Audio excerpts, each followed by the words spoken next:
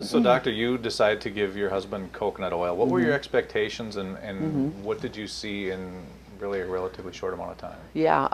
Well, the interesting thing in the patent application, their pilot study, they showed that people after the first dose had improved scores on cognitive testing. It was something like 5 out of 7 tests that they did. They had Mm, improved scores, and they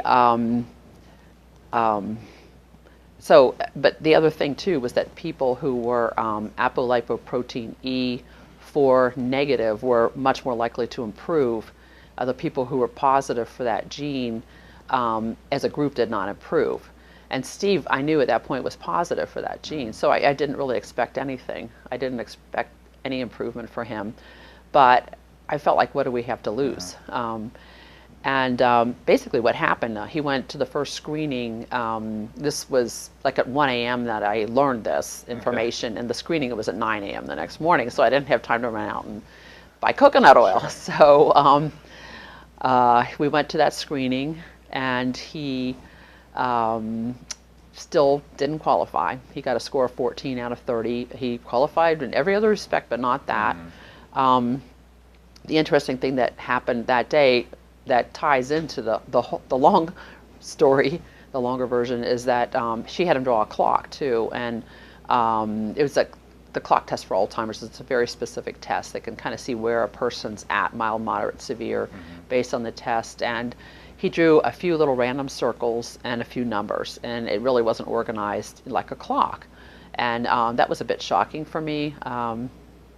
To see, and she told me that she felt he was on the verge of severe Alzheimer's.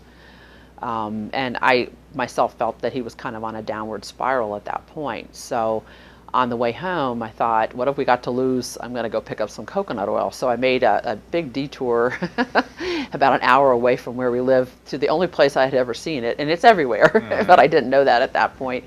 And picked up some coconut oil. And when I got home, I researched coconut oil, had to kind of do a little biochemistry 101 refresher, like which are the medium chain triglycerides, and I mm, was able to find a fatty acid analysis breakdown. It's on the USDA website. And I figured out that coconut oil is almost 60% medium chain triglycerides. And from the dose that they were using for this medical food, I was able to figure out how much coconut oil to give Steve, mm, and that turned out to be a little over 2 tablespoons, okay. was equivalent to their dose. So the next morning, he had a screening scheduled at 1 in the afternoon, and for breakfast, I gave him a little over 2 tablespoons of coconut oil. I put it into oatmeal Mm, because coconut oil is a little bit solid at room temperature, mm, and he ate it without any problem. I actually had a little bit of indigestion myself. I took it too. I thought, I'm not going to make him take sure. something that I won't take.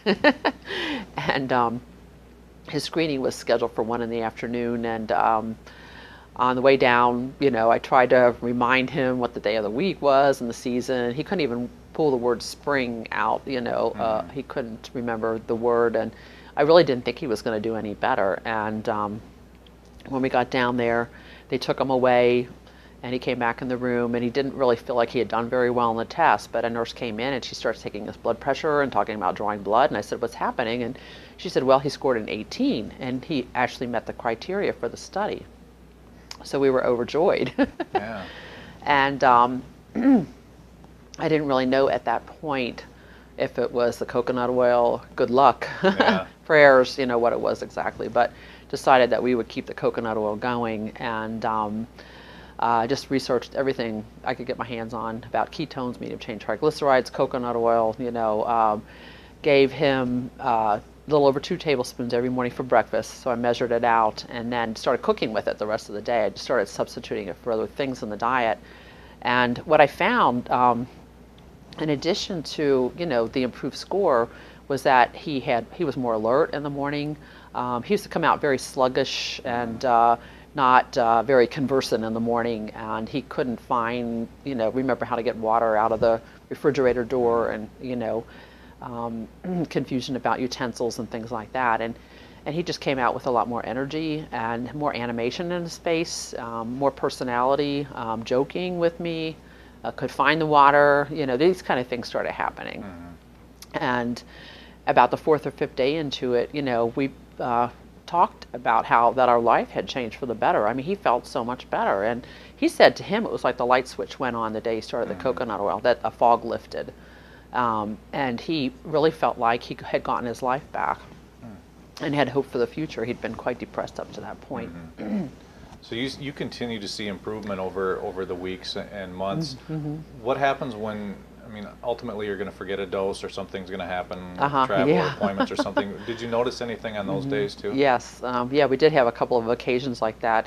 One time he had fasting blood work, and the line was so long that it was noon by the time he had gotten his dose of coconut oil, but he was very shaky and he felt a little claustrophobic, and he had trouble, his tremor.